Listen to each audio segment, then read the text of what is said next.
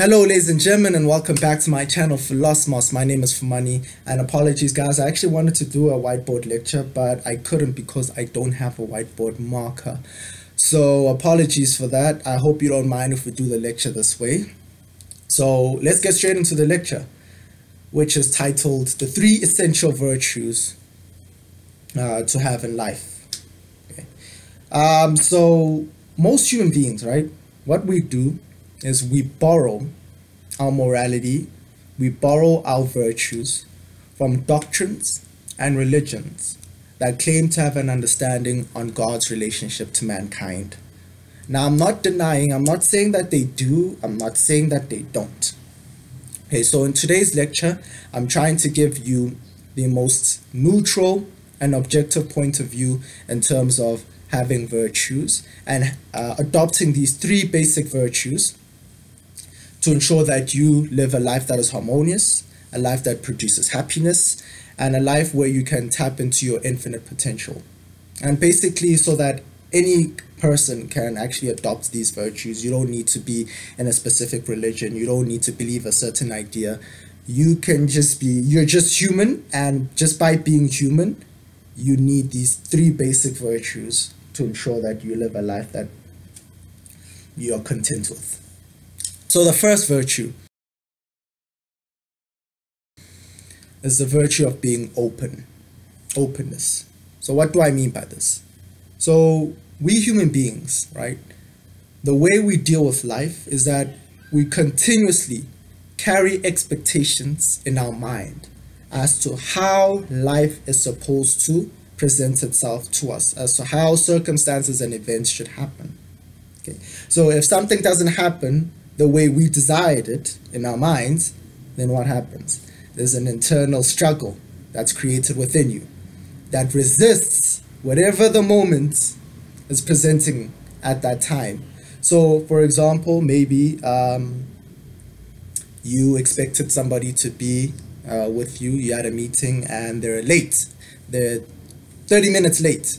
So within that experience, there'll be this inner turmoil where you'll be arguing with yourself, you'll be arguing with the person as if they could hear you, but you'll be basically resisting whatever situation is occurring at that time. And because you're fundamentally resisting it, you're not open anymore. You're restricting the vital energy of the universe to flow through you. You're restricting your purview of your reality, and you're restricting your potential, basically. So in being open, it's being open to all sects in life. So being open with your thoughts. Whatever thoughts arise in your consciousness, you don't restrict it, you don't stop it, you don't prohibit it from presenting itself to you. You merely observe, you're open to any thought and any idea that may pop up in your mind. Now, I'm not saying because you're open to it, you're going to act according to that thought, because we all know that human beings have thoughts that are both very, very positive and very, very negative. So I'm not saying that in being open, you're going to accept that thought and act on it.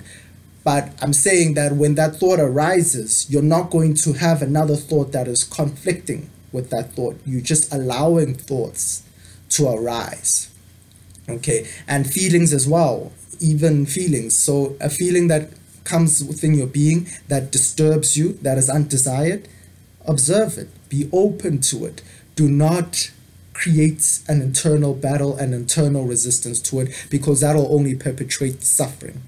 So what you need to do is just to be open, be spacious. Within you, there must be like a space where you allow life to occur. You allow life to unfold. So even when events happen or circumstances happen that they happen in such a way that you did not desire it to happen that way, and it just makes you frustrated. Okay, so acknowledge that frustration and be open to it. Don't say, okay, now I'm feeling frustration, now I want to get rid of that frustration. No, that's not the correct procedure. The correct procedure is to just allow that frustration to express itself. Okay? Allow that event, whatever circumstance it was, to be there. You know, don't fight it internally, accept it.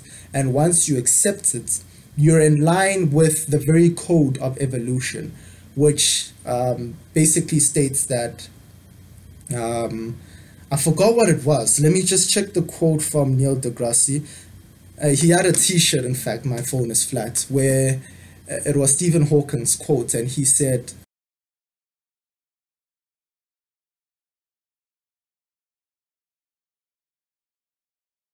so being able to adapt is being open to whatever information that reality is presenting at that time, and then working with it.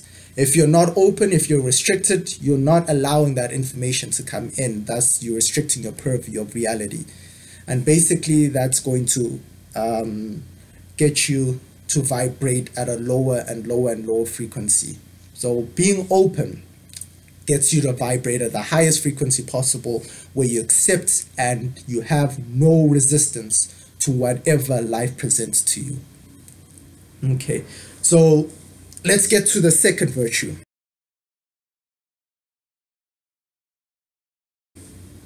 And this virtue is honesty or truth. So your relationship to reality should contain no illusion. Let me say that again. Your relationship to reality should contain no illusion. Now that includes you. Your relationship with yourself should contain no illusion. So if you feel as if you're not smart, right? And you're continuously running away from this idea or this illusion that you're carrying within yourself, that I am not smart, I am not smart. Now, what you need to do at that point is now being honest with yourself, being truthful with yourself, and actually looking at that situation and looking at that belief and finding out if it's true or not. Okay, so in most cases, the beliefs that we carry about ourselves are imposed, they're programmed. So if you're not smart and you look at your past experiences and you look at maybe your scores in your tests and they were very low, so your past basically gives you reason as to why it is that you're not smart, you're stupid. So in cases like that, it's very difficult because now the illusion seems to be real. Now, what I was basically saying is that most belief systems that we carry about ourselves that are negative are not true. They are not true. We basically believe them through years on end of programming.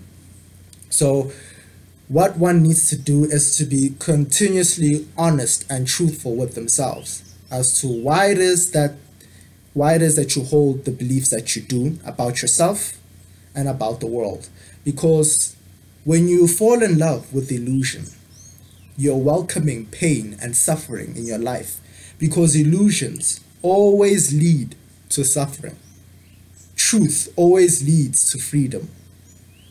So even if it's a truth that you don't necessarily want to accept, or you think you cannot accept it, or you think you cannot handle it, realize that eventually that truth will lead to freedom. All illusions end in pain, because illusions don't coincide with reality. So whatever coincides with reality, whatever matches and correlates with reality, is an idea that can be seen to be perpetuated, is an idea that will exist throughout time. And there will be nothing that will eradicate that truth. Even if it's covered, even if it's veiled, it will always shine through. Like the truth that we are all one, right? So the illusion is that we have differences, where we have different racial groups, we have different genders, we have different heights, we have different ideas. There are basically infinite things that we can identify that make us different. But the truth will always shine through. So once we investigate the physical organism, we realize that there's not much, in fact, there's not many at all. There's no differences between me and you. You have the same heart, you have the same physiological brain, we were comprised of the same material. So truths like that can be veiled. You can deceive a whole population into believing that they're all separate from one another. But throughout time, the truth will always reveal itself. That is why you always should be connected to the truth. Because when you're connected to the truth, when you're honest with yourself, then you create a momentum where you're able to live life being connected to reality, being connected to what is and not what you think it is. So most people are living lives based on their perceptions and entertaining ideas. Basically, all these perceptions and all these ideas and all these thoughts and all these conceptions filter reality. So you need to wipe out all your concepts, all your beliefs, everything that you have in order to get to truth at the core. Is to let go of all your concepts and try and investigate and find out the truth. A truth that you may not necessarily like, but remember, once you accept truth, it gives the promise of freedom at the end. All right. Okay, let's get to the third virtue, the last virtue. And this virtue is having reverence for life. So most individuals, in fact, don't really have that reverence for life. They have a fear for death. So life is only appreciated when people see the reality of death. And that's why death is so convenient in the human experience, because if there was no idea or event called death, then we wouldn't be able to live life fully. But in essence, in truth, life is very sacred. Life is the most sacred thing, it's the most pure thing that one could be a part of. In fact, it's the only thing you could be a part of, because life has infinite ways to express itself. I have a video, in fact, in which I speak of death, in which consciousness has two ways in which it expresses itself. It's active and it's inactive. So just go to that video to gain some reference in what I mean by this. So having reverence for life is basically respecting life in all its forms and all its expressions. So when you have reverence for life, then you have a reverence for self. You have a reverence for every single individual, because they are expressions of life. They're expressions of the vital energy force that keeps every organism operating.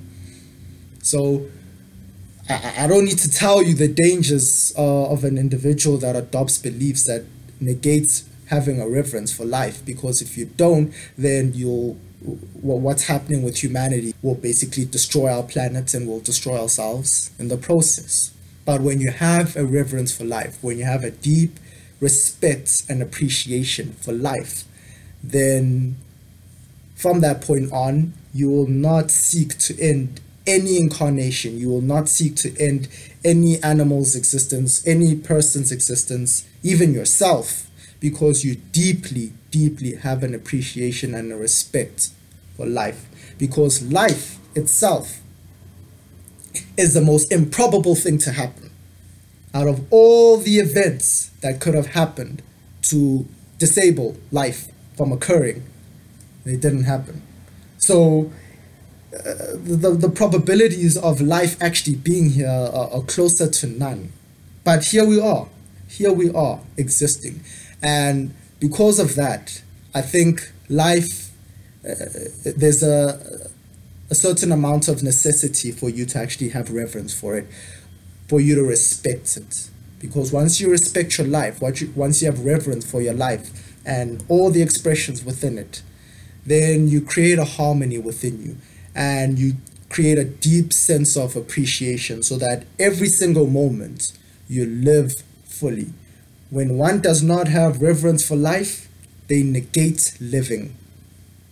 Once you have reverence for life, once you understand all the intricacies that actually had to happen so that you could exist, you'd realize just how precious and how sacred your time is here in being alive. And once you understand the sacredness behind it, then a sense of reverence naturally springs forth from your being. So let's just go over all these virtues, these three virtues that I mentioned. Being open, remember, having an open mind and having basically a consciousness that is open to all experiences, all events that could possibly happen to you. And being open means that you are in line with the very code of evolution, which is growth and adaptation. Secondly, be truthful, be honest, always speak the truth and always seek the truth, always be honest with yourself, always have a relationship with reality and discard illusions. Illusions are relevant, right, for certain circumstances, but on the deeper level, on your foundational level, you should not be containing any illusions. Your foundation to your purview of life, to your approach of life, should always contain some truth. Truth, not some truth, truth. And thirdly, the last virtue is having a reverence for life, having a deep sense of respect and appreciation for the sacredness of life and how fragile life is and how all the intricate things had to happen so that you could exist. And here you are. So having that deep sense of appreciation so that all beings that you encounter, you deal with them from that state of respect. So adopting these three virtues does not mean you're adopting a religious idea, does not mean you're adopting doctrines or any kind of form of societal influence that a lot of people want to negate now because of the continuous deceptions that are going around. So these virtues, if you actually practice them, you'll realize that your life will basically flourish, and happiness is innate in living life in that way because you're opening yourself up to all possibilities. You're having a relationship with reality that is unabridged, and you have a deep sense of respect for all living things, including yourself. All right. So thank you guys very much for listening to this video. Please like, please share, and please subscribe. And guys, I just want to give you a little bit of exciting news. I'm actually going to be doing an interview with the Mystery School. Yes. So we're going to learn all the secrets and all the information, all the philosophical ideas, and we're going to discuss them. So it's actually going to be very exciting and very interesting. So tune into Philosmos to gain more information on that. And to end it off, as I always end it off, for those who seek no more, or in the present, we find it all. Thank you very much, guys.